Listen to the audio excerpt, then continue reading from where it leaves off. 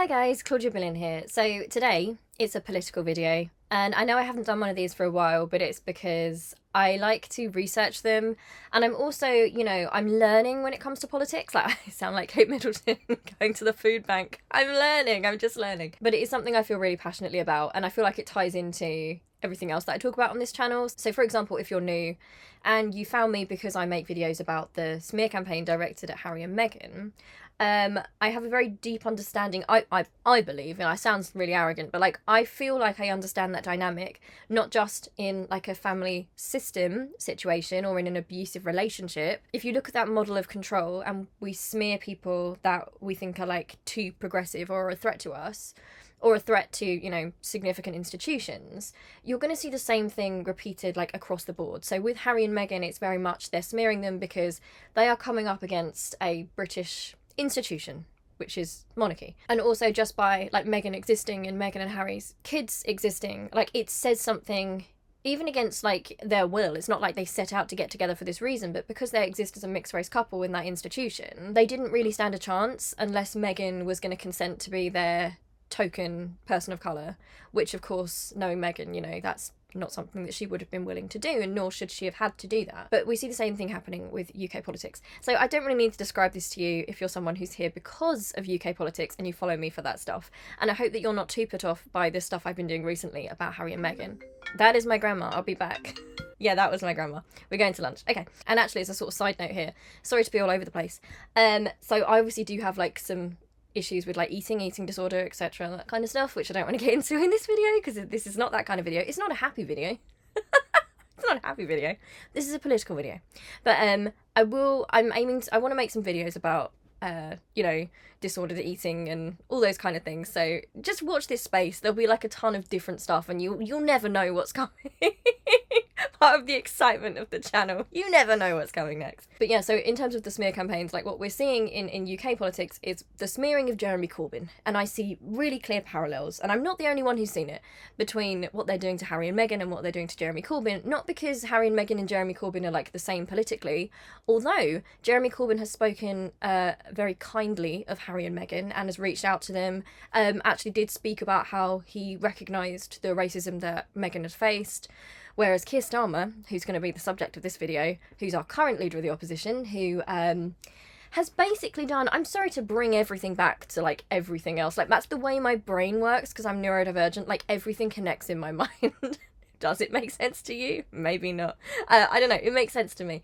But basically what he's tried to do is kind of piggyback off of Jeremy Corbyn's popularity, and then kind of steal the things that made him popular for a short time. So like, this is so badly paced for the video because I do actually have bullet points, but he basically got elected as the unity candidate on 10 pledges that really kind of were in keeping with what Jeremy Corbyn wanted to do, which was like something that was really genuinely hopeful and transformative and progressive. And it was like I love that manifesto. Like, it was a socialist manifesto and it actually presented change. So Keir Starmer comes in and he's like, I'm the unity candidate, vote for me, guys. There was like a huge like surge of youth coming into the party at that time. And at that time he thought he could use them, I think. Anyway, he's broken his 10 pledges now. It's like what they're doing with Kate Middleton's branding with Meghan. It's like they're now trying to make her into like, businesswoman, this sort of like woman who can do it all, businesswoman. She's doing her campaigns, she wears her suit, she's also a wife and mother, all the while attacking Meghan, who actually would have been those things because she was outspoken and had a career and spoke about different social issues. But they completely destroyed her for that. And then they've tried to put Kate in her place, masquerading with the aesthetics of what they wanted from Meghan, which is kind of what we're kind of seeing with it's not an exact analogy, but with Keir Starmer basically pretending to be a certain way, basically taking all that support and using it to get into power, and then just basically betraying everyone, lying to everyone. And it's so interesting to me that the way our society runs is that so many people are conditioned that when it comes to if people are lying or telling the truth, sometimes all it takes for someone is to look at somebody who looks reasonable, a reasonable man in a reasonable suit with a reasonable voice, and suddenly they hear something and it just takes on this like, well, that's right, that must be right. The myth of electability. Like, don't even get me started on that. I have a video about, like, the myth of electability, and again, it reminds me of the Harry and Meghan thing, because there's this kind of continuing myth about, like, Meghan was, like, difficult, and Meghan's this and Meghan's that. And it's this sort of self-perpetuating thing. It's like people don't... All these fake stories coming out about Meghan's a nasty person, which then made the public think they hated her, but it wasn't even about the real Meghan. It bore no resemblance to her, and it wasn't true. And then it kind of perpetuates itself, because the same publications that were basically lying and spreading that stuff are now all excited, because they're like, oh, look, see, the public always hated her. It's not like we've run a smear campaign and lied about it. It's basically what they did to Jeremy Corbyn when they said he's unelectable. Because what does that even mean? Nobody is unelectable. And they kept repeating it, that, oh, he's unelectable, he's unelectable. So everyone's thinking, oh, I like him, he seems good, but the people in suits are saying, he's unelectable. Gee, I guess he's unelectable. Guess I'd love to vote for him, but I just can't because he's unelectable. It's like, if you vote, he was electable if you would have voted for him. Also, with the anti-Semitism situation, we've got this repeated smear that Jeremy Corbyn is like this Jew-hating anti-Semite, which bears no resemblance to what actually went on, but it's so repeated that people believe it, right? And because it's repeated by reasonable people. Now, before I get into this, and yeah, I'm sorry, it'll probably be a long one, like I haven't even got into it yet. I am not the most educated political mind, as I'm sure you're aware, but I like to be honest about that. I'm not going to sit here and be like, I know everything there is to know about politics, but I like learning from other people. Now, a channel that you will definitely want to watch on this topic, who will do this so much better than me, is a channel by someone called Heather Mendick. So she is a grassroots activist. I do a podcast with Heather and Daniel.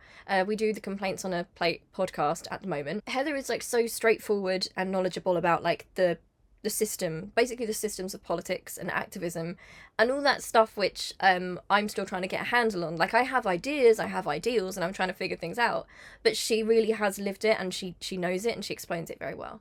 So if you want like an in-depth, really educated version, which will not be what you get from me, go to Heather's channel. She's so easy to listen to, like so articulate, just yeah, it's a really, really valuable channel. So I'll put the link to her channel in the description box. But what I actually wanted to talk about in this video is the sort of hierarchy of racism within Labour. So basically what we're seeing is a rebrand by Starmer, who keeps rebranding, by the way. It's just completely bizarre. Like, it doesn't land, he rebrands again. We'll try it again. We'll keep trying until something sticks. But basically the new rebrand that he's trying now is he's basically going along with the idea that the Labour Party under Corbyn was this anti-Semitic cesspit, that, you know, all these people who joined, that Starmer actually, you know, I used when it was useful to him. You know, all these young people that joined, they didn't join because of the transformative ideas for society and the hope and the manifesto and the socialism and all those things and the funding for the NHS and an end to privatisation and putting utilities into public hands and getting rid of student debt. Oh no, it wasn't that. The new line is, because they can't actually accept, they're horrendously, in my view, jealous of Jeremy Corbyn and his support.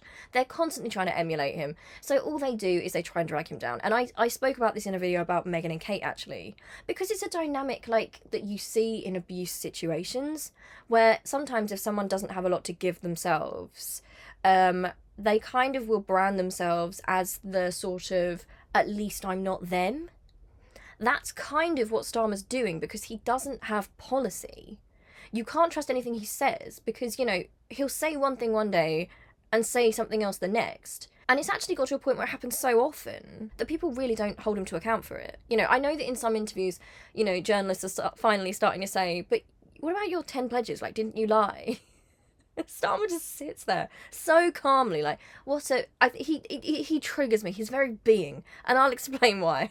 He is the pinnacle of the gaslighting reasonable man, because it will make you feel like you're insane, and situations like this will, because they'll twist reality, and these people will do it with such confidence and without any sort of shame that you will start wondering if in fact you have just lost your entire mind. Because they'll say to him, why would anyone believe what you said when you lied in your 10 pledges?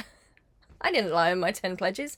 But look, you did, because look, here's examples of things you said to get elected and things you've done the opposite of, and you don't believe those things anymore. And he'll sit there and go, well, obviously I've had to change my mind because of the situation we're in. You know, I'm such a reasonable man, you know, who wouldn't have changed their mind? And then they'll put it to him, but if you keep changing your mind without principle, then how can anyone believe what you say? How can we pin down? Like, how can people vote for you if they don't know what you're going to do with power? And then he'll sit there and he'll go, dear me, and in a spiritual sense, not in words, dear me, I'm such a reasonable man, and you know what? You're starting to sound a bit like a crank. You're starting to sound a bit crazy. You're starting to sound like some sort of crazy conspiracist. Like, come on now, let the grown-ups handle this. Look at me in my suit. I'm so professional. You know, he's taking gaslighting to a whole new level. Like, oh, and I kind of spot, this is something I do have some sort of like life experience in, like gaslighting and abusive dynamics. That's what's going on with Labour right now. So although he worked his way up on the promise of being a unity candidate, he is now turned on the left, is purging the left out of the party. You know, this was not a guy, you know, he's such a liar. He's such a liar. And to do this when you're not even in power. He doesn't have the powers of government right now. Who even knows what he's going to do? Does he even know what he's going to do? I can't even work out in my own head what he's doing. Is it a long game? Like, what does he stand for? The only thing I can see that he stands for is his own power. And let's not forget, look, this is a leader of the opposition who willfully calls themselves sir. It's really, really embarrassing. But I think he stands for basically the status quo, and essentially what I believe he wants is, I don't see his policy as too different from the Tories. I don't think it's as bad as the Tories. I think it will be damaging in the long run, because he moves the left away from socialism and he makes people who are socialists or to the left of him. And it would be fine if he was just open and was like, you know, I personally am on the right of the Labour Party, but you know, we're a broad church and we're a democratic party. Like, that would be fine. That would be absolutely fine. I wouldn't like that, but it's fine. That's not what he's doing. He's taking out that base, so he basically remains in control, and he's smearing them, which means that once he gets in, which he probably will get in, when he doesn't deliver this radical transformation, and it's more of the same, but in a slightly more polite way, ever so slightly more humane in humanity. You know, it's better organised, isn't it? That's what he's offering. His problem isn't necessarily with Tory policy on all areas, it's the fact that it's chaotic, right? He wants to give you organisation and bureaucracy and authoritarianism. And for me, like, that goes against... It's just worrying to me. That's not what I want. Sorry, I went on a tangent. But I think it will swing back, because when people don't get, you know, things won't transform, people will get into that state again of feeling like, what's the point? We're stuck in this system. And, you know, Starmer isn't suggesting that we change the system.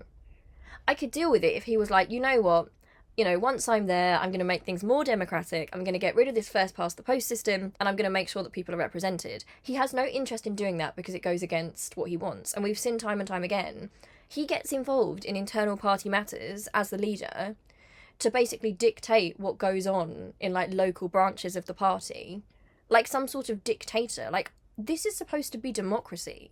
This is supposed to be the left-wing alternative. We don't now have a left because the left are being completely smeared. We have so much ground to take back because we've basically been smeared as these, like, radical cranks, anti-Semitic people, like, and just please look into the lies that are being told here and how this is being twisted.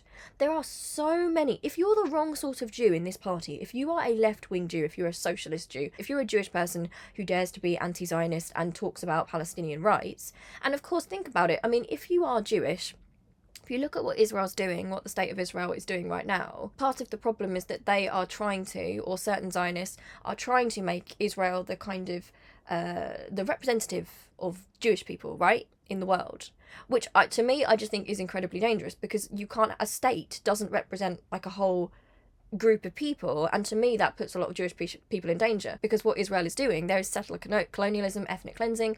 Amnesty International has come forward and said, yeah, it's apartheid. You know, if you see what's going on in Palestine, but that's not the fault of Jewish people, like, around the globe. But of course you're going to have Jewish people who, because it's being done supposedly in their name, will probably be more likely to talk about this issue. Like you would, you know, it's something you'd probably talk about more. They are now more at risk for speaking their opinion on that, being investigated for anti-Semitism as Jewish people. How does that help? How is that anything other than trying to rid the party of points of view that you don't like? This authoritarian streak in Starmer is dangerous as well as horrible. But like, if you look, Heather Mendick on our channel has spoken to Naomi Winborn-Adrisi. If you look at that story and what was done to Naomi, so basically they let her get like to a certain level in the party and she had a lot of popular support, and then they suddenly like got rid of her, right, on very, very dodgy retrospective charges that they'd been sitting on. So it's basically just a weapon, right? Just in case someone on the left gets further up in the party. That's this whole project, right? And it's to smear everyone as anti-Semitic. Again, there was a huge youth movement, which I think Starmer is just so jealous of. And they need to get rid of those people. So how are they going to do it? I mean, they kind of tried to do the same thing with the Bernie bros, but not so successfully. Bernie bros, you know, people who supported Bernie in the US. Do you remember there was that whole thing about Bernie bros being like really, really misogynistic, etc.? I'm not saying that no Bernie bros were misogynistic, because there's misogyny in society, but it wasn't like this specifically misogynistic movement kind of thing. They kind of tried to do the same thing here with young people. So they kind of tried numerous things here to get the left and the young people here. And what they basically settled on, and a reason why they shouldn't listen to all these young people coming in, because it threatens their power, because they probably outnumber them. They are trying to make it as hostile as possible so these young people don't get involved. And also they're scared into getting involved in a party, because although their instincts might be thinking, yeah, you know what, I really believe in that manifesto of Corbyn's, I believe in what he's saying. You know, if you're being told by the media all the time, oh, Labour's got an anti-Semitism problem, which, by the way, you know, I'm not saying there's no anti-Semitism in Labour. Anti-Semitism stretches, like, across societal groups.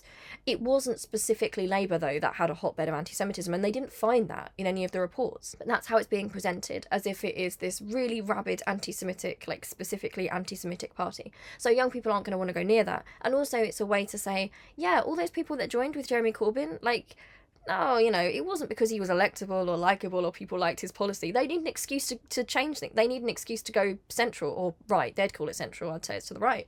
And they'll say, oh, but it's because all those young people came in. You know, those thousands and thousands and thousands of people that came in, you know, and supported Corbyn? They were actually all there because of anti-Semitism.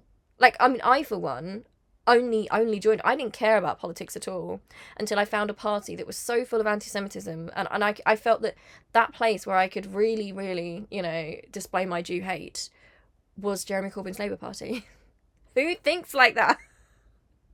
Like, the far right exists. You know, I'm not saying there wasn't anti-Semitism, because anti-Semitism is everywhere, as we know. But, you know, this painting of that whole movement and anyone associated with Corbyn as, like, anti-Semitic and, like, dangerous and crankish is just completely ludicrous and just bears no resemblance to reality. And it makes you feel like you're just going completely mad, because, obviously, the mainstream media goes with it.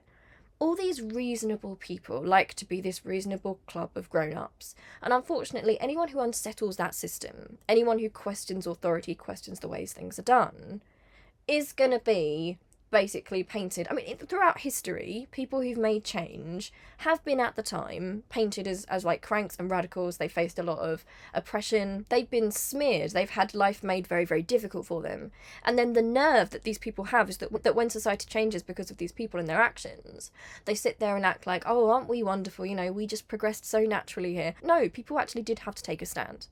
Jeremy Corbyn has been fighting against racism, and he's been fighting against apartheid his whole career, his whole life, right? He is known for being like a rebellious MP, because if he disagrees with something, he'll openly state that. His principles are quite clear. They're trying to present him as like this sinister figure, but he's always been very open about how he feels. Like, you can map his principles.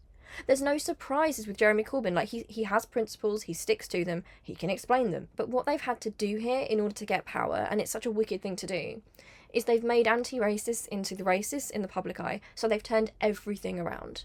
So think about it in terms of what they're doing with the smear campaign of Meghan and Harry, where what's actually happening is Meghan and Harry they say they've been victimised by the system, they've faced a lot of, like, racism from the press and a lot of, like, a whole hate campaign against them. Yet when they talk about being attacked, it gets turned around, so they are now the perpetrators. You know, in domestic violence, that's called DAVO, deny, attack, reverse, victim and offender, and that's what I believe we're seeing. We are seeing DAVO on a political scale, where we are seeing people who are anti-racist, who dedicate their lives to that, to being anti-apartheid, who are pro-democracy, now being monsters as these sort of racists, and it's a very evil modern move in politics. because people are so susceptible to it. And I think especially on the left, it's like one of the worst things you can do to smear somebody who's progressive and is anti-racist is to say, you're racist or this group is racist, and you do question yourself. Like I certainly do all the time, and I know that there's a ton of things that I still need to learn, obviously. But there isn't so much certainty, I find, and I think that's why it's been so successful, because there is a lot of examination, and I think people are aware and thinking, maybe I do have a bias, like maybe I need to look into this. I ended up here in my politics because when the smears started coming out against Jeremy Corbyn, I didn't know if they were smears or not. And I wanted to make sure that they weren't true. I wanted to make sure that I wasn't being anti-Semitic. I wanted to look into that. And actually by accident, by drawing attention to it, that was how I actually realised, wait a second, what's going on here? This looks like a smear campaign. This looks like what they do in A Family System to a Scapegoat. This looks like what they do in smear campaigns against, right now, to Meghan and Harry. They did it in history to figures like Anne Boleyn. Like, the smear campaigns are always the same. And they're contradictory, of course, because Jeremy Corbyn is simultaneously a magic grandpa who is too weak to lead, too much like a soy boy, like no one will take him seriously, but he's also the most dangerous individual who's ever lived, who's going to bring on another Holocaust, and loves terrorism, and is this very dangerous man. You see what I mean about they conflict, these ideas conflict, but it doesn't matter. He's magic grandpa, you can't take him seriously, he's scruffy, he doesn't wear a suit, he grows marrows, he's too soft, but he's too strong, he's too powerful, he's evil. None of it makes any sense. But, if we're looking at racism in the party, I'm going to try and, get to my notes here, because this will be really long. But, Starmer is now trying to present himself as the leader of a party which is no longer anti-Semitic, or it's as if he thinks that what he is doing is, if you use racism and combating racism as a cynical tool to raise your career without actually putting in the work, you are doing such harm. It's not just, you are cheapening something so massive, because every time these ridiculous smears are out there, what does that mean for when people report anti-Semitism that is anti-Semitism? Now there is going to be this air of mistrust where people are going to be thinking, okay, is that real or is that part of the smear? That's so incredibly harmful, and you see a lot of people these days, weaponizing social justice and progressive language for really bad ends, because they're not actually progressives, they don't actually care about it. And he should know, if he has any understanding of racism, first of all, if this is all over the place, but if Jeremy Corbyn is this anti-Semitic monster, which, can I just say, Keir Starmer worked with Jeremy Corbyn when it was useful to him. He worked his way up, he was in his cabinet, he was a supporter of him, he even supported him against the attacks calling him these things. So if he believes that it was this hotbed of anti-Semitism that people joined because it was anti-Semitic, if that's the case, then he needs to stand down, because he supported it. He obviously knew it wasn't that. Of course it wasn't that. They're making it so that people who are part of the Palestine solidarity movement and show solidarity with the Palestinians against the ethnic cleansing, people who stand up for Corbyn, who speak out against the witch hunt, right? These people are getting suspended and looked into because of, attending a conference with someone that the Labour Party doesn't like, etc. And yet he campaigned so publicly to get this guy that was, the worst anti-Semite, the worst anti-Semite ever, who was actually getting people in because they were anti-Semitic. It doesn't make sense. Think about it. If that was the case, why does Starmer do it? Is he not complicit? Because it's not real. It wasn't true. And again, I'm not saying there wasn't anti-Semitism, but this idea that the Labour Party under Corbyn was a hotbed of anti-Semitism and people joined it because of anti-Semitism just isn't backed up by the facts. It's not backed up by the facts. Look it up, research it. And it gets repeated so many times that people just believe it now. I think even people who knew it wasn't real have almost convinced themselves now that it was. I'm even seeing people on the left, like in The Guardian and things like that, concede things. Which, yeah, at first I probably would have thought, I wasn't a journalist and I'm not a journalist. I might think, we need to look into this. I'm sure there is some, which there is. But even they went along with some of it, and every bit of ground they gave it more sort of steam.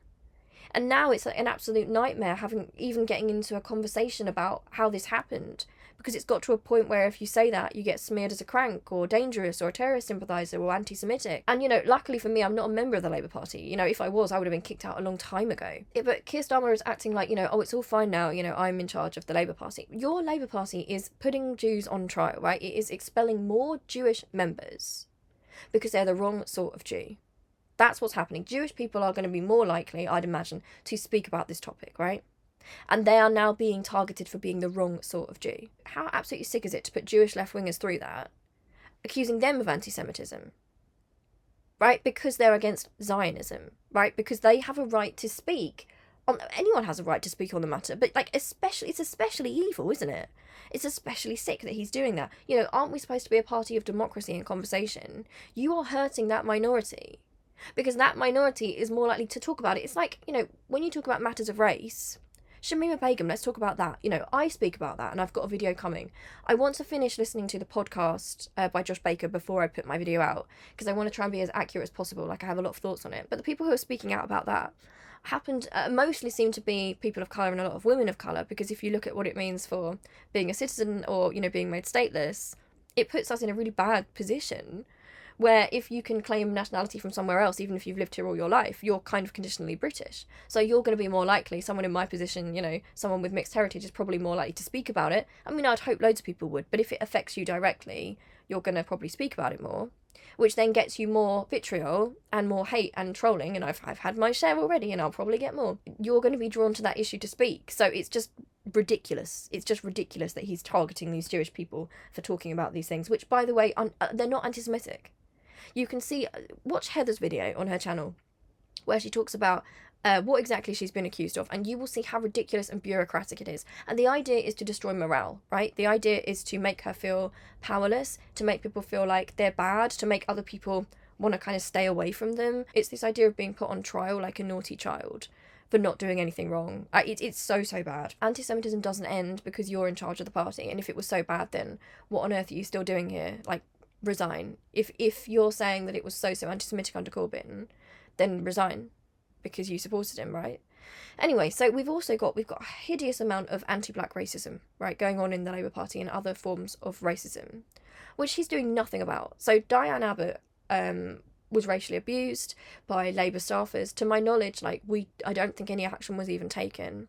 You know, when women of colour in Labour, especially the left-wing women of colour, so who have we got? Zara Sultana, Afsana Begum, Dawn Butler, when they face attacks, Starmer doesn't support them and he's silent. You know, the actual abuse of Afsana Begum.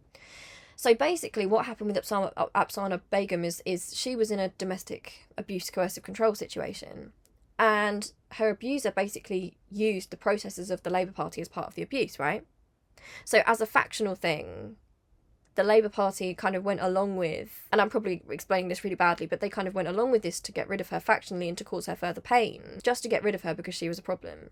You know, like, so on Novara, Afsana speaks about this. She says, Labour weaponised my domestic abuse to get rid of me. So Afsana Begum has accused the party of targeting her as a socialist, Muslim, working class woman. She says she received no support from the party when she was subject to a vote on her deselection when she was signed off from work. So she had there was a targeted harassment campaign against her, and she was not supported. And she says the level of humanity towards me has been chilling. That is how racism now operates, right? And, you know, people, unless they're really, really dim, will not use slurs. They will treat you as less than human, which is what they're doing here. It doesn't matter that she's going through this awful, you know, she's not human to them. You know, she is a problem. So they're going to get rid of her. You know, there's rampant transphobia in the party. There's sexism in the party. There's all these awful things going on. But the leadership is very, very selective. You know, it's almost like if it's someone that it's useful to get rid of, they'll act. And if not, they'll just turn a blind eye. And they won't even, the people they want to get rid of, they will basically set up. And I can say that because they're not going to kick me out because I'm not in the Labour Party and I wouldn't want to be part of this Labour Party. But if you see the racism, and let's just talk about, right, the Shamima Begum thing. This man now trying to act like Jeremy Corbyn was this awful racist and he's come to make things better. He, previously in the past, he was a human rights lawyer, right? And also, let's just talk about the fact that he uses that like, oh, I was a human rights lawyer. He was the director of public prosecutions. And I feel like because he was a human rights lawyer, people heard that and thought, you know, oh, good, he's going to be a champion of human rights. But if you actually think about it, you know, what does it actually mean? He's an enforcer of rules, right? That's what he likes. He likes bureaucracy. He likes authority. He likes order, right? He likes giving out, as we can now see, he likes giving out punishment and following the rules. Now, I feel like if you really did have those instincts for justice, you would be challenging the law. Now, where is he challenging the law? It seems to me he prefers to enforce, right? He likes to enforce reasonably with the image of decency and, you know, good old British justice, but he doesn't actually question anything or change anything. You know, so it's all for show. You know, if you're actually someone who cares about human rights and justice, you will be someone like Jeremy Corbyn, who over your whole history has been, you know, you're not going to have made it to a high up position in one of these institutions, because by nature, you'll be holding them to account and trying to push them forward, and you'll be considered to be like a nuisance to them or a danger to them, and they'll try and smear you. You know, you don't make it to positions like that when your actual instincts are for social justice. Like, you just don't. But basically what they've ruled on Shamima Begum is really dangerous to so many of us, like myself included, my brother included, because if you can claim nationality from somewhere else through parents or grandparents, it doesn't matter if you commit the same crime as somebody who is like white and their family came all from here. You can have your citizenship stripped in a way that it'll be much harder to do with somebody else. So it's like a two-tier system that puts us in danger and makes us conditionally British and plays into the right wing and all this stuff he's talking about, you know, like he's suddenly talking all about, you know, national security. He's dog whistling, right? He knows who he's playing to. And, I don't know his motives, but it's causing immense harm. People keep saying to people of colour, you know, oh, just hold your nose and vote for him. Why? While he throws us under the bus. While he basically emboldens these racists and makes us feel like we're less British and less able to speak. Like, he didn't speak up. Just, you know, I don't care, you know, it's unpopular to say it. Your job is as the leader of the opposition. And you are, you know, you were a human rights lawyer. And you say that you think that decision was fair, even though you previously didn't think it was fair under the law. Because now it serves you to say that. So basically, doesn't matter about all of our rights, you know, doesn't matter at all. Doesn't matter about the fact that, you know, the courts did find that she was a child victim that was trafficked, you know. None of that stuff matters. No, he's all like, you know, national security, all his flags behind him, patriotism, you know, and it's not even worth it. You know, people keep saying, oh, maybe he's just doing that to get in. I don't care. You don't stoke racism to get there. Like, you don't. You are making racism worse by dog whistling, and he knows exactly what he's doing and who he's playing to. I mean, like, you know, in the past he lied because he said, oh, you know, I wouldn't do interviews with The Sun. And then when it's convenient, he starts doing interviews with The Sun and the tabloids again. You know, he is establishment through and through. You know, he basically wants to make Labour respectable again. He doesn't want to change anything in society. He wants to get the top job. He wants to say, you know, I'm organising it well. You know, think about, like, you know, refugees, for example, and the way they're spoken about. This is a human rights lawyer. And you've got this constant dehumanising of refugees. Constantly. And yet Starmer plays it so safe. He always says, oh, you know, the people to blame are the people smugglers, you know. No, we need legal routes. He doesn't say that. Like, he doesn't give any gusto to that. He doesn't make the case for their humanity. He still goes along with, oh, I know they're a nuisance. They're still coming over. And actually the reason is because it's being managed badly, in fact. You know, I'd manage it so much better. I'd process them better. We don't need better bureaucracy. We need justice. We need change. Like, yeah, this Tory government's a shambles. What do we get with Starmer's Labour? It's probably slightly better and better organised, but probably more authoritarian.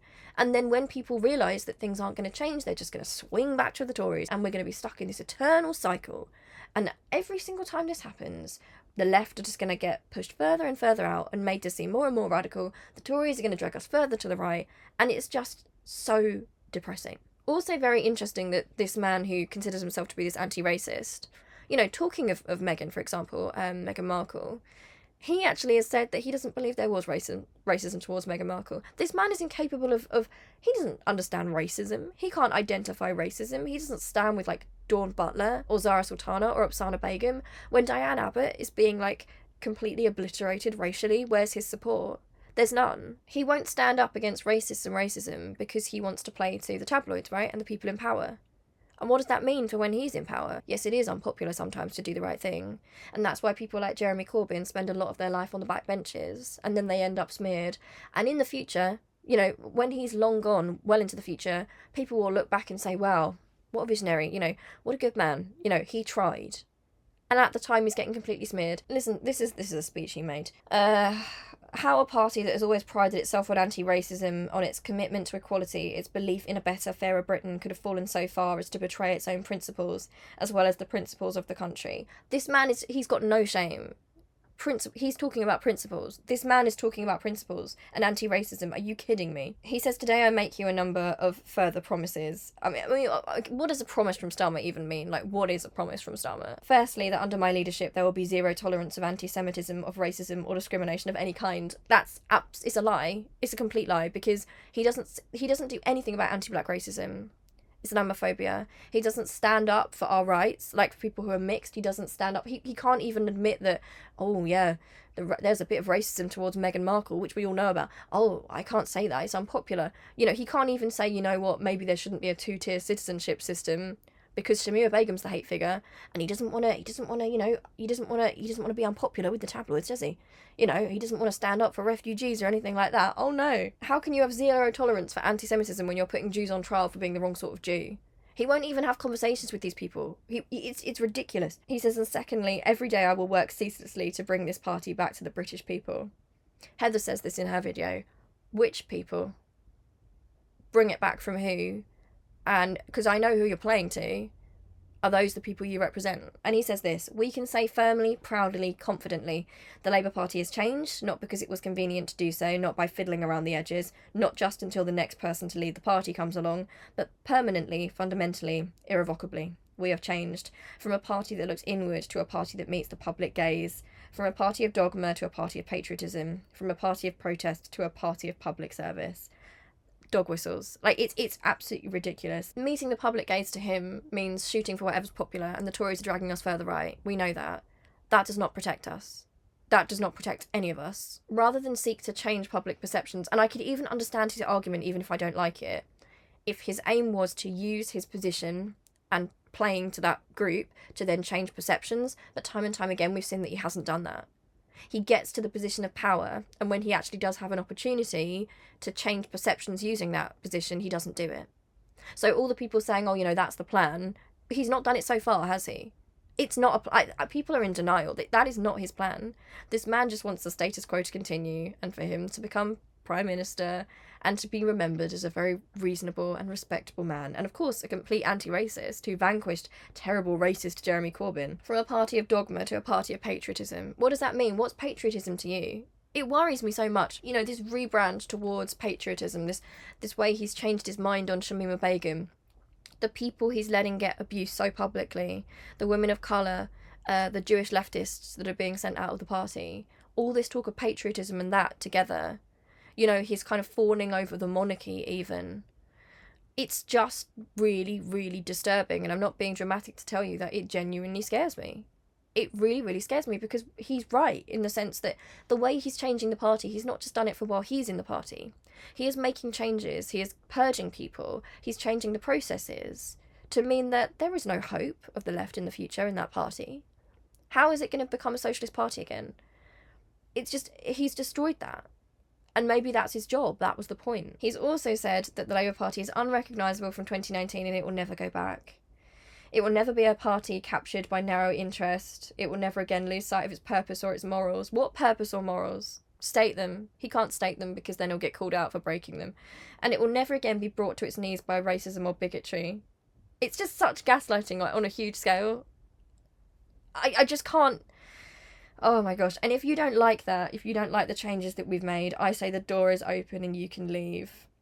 So basically, more of the gaslighting here, and I'm coming to the end of this, but if you can't win if you're a socialist, right, and if you're on the left, because on the one hand, like, if you tried to stay and help the party and try and change the party, they will try and get rid of you and say that you're like this evil force within the party and that they don't want you and get out and how dare you question Keir, like Keir. You know, also, I must say, they accuse socialists of being like this hero worship cult around Corbyn. I have never seen that. People like him based on his actions, principles, and his manifesto, right? The policies he put forward. His fans are the cult. He doesn't even have policy. He can't stick to policy. He makes promises and he breaks them. Does anyone know what he stands for? People are just voting for a reasonable man in a suit at this point. It's like a fictitious Keir Starmer of the status quo who changes absolutely nothing. He's the cult of personality. Like, is it... I don't know if you can call it cult of personality. The cult of lack of personality. But now he's saying to those people to leave, right? So it's like, it doesn't make any sense, because we get told to leave, right? We get told we don't want you, we don't need you here, you are these bad, dangerous, terrible people, we don't like you. But if you leave, you then get gaslit by a load of these people who call themselves centrists but are really on the Labour right, basically saying, oh, so you support the Tories then? You support the Tories. Where does that leave us, right? Because we can't win. Whatever we do, we're the villain. Labour win or lose, we're the villains. Anyway, that's how smear campaigns kind of work. So yeah, it's awful. I really didn't touch on all the points I wanted to here, and it's not as articulate as it would have been.